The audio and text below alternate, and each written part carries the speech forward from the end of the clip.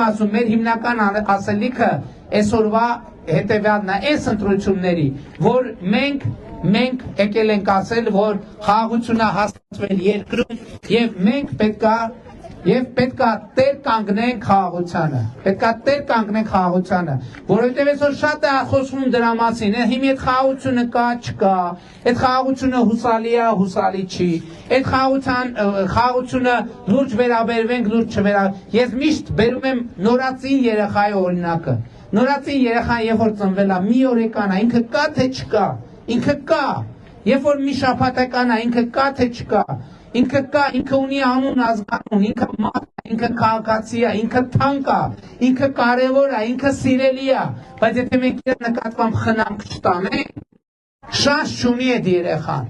Եվ հիմա խաղաղությունը այդ նույն երեխան է, որը ծնվել է, եւ նորածին է, մանուկ է, բայց այդեն այդ երեխան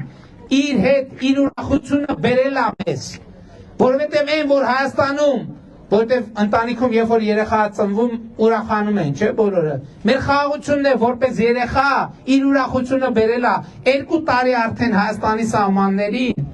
Ադրբեջանի հետ կրակահերթերից որևէ մեկը չի զոհվել, որևէ մեկը չի վիրավորվել։ Դա մեծ ուրախություն է մեզ համար։ Թոշակները, որ բարձրացել առողջապահության ապահովագրությունը հաստատվել, դա նաև խաղաղության շնորհիվ է, որովհետև եթե մենք վստահ չլինենք խաղաղության մեջ, կմտածենք այդ 100 միլիարդը ոնց ծախսենք այս նպատակի համար, պահենք մի ուրիշ նպատակի համար կանենք,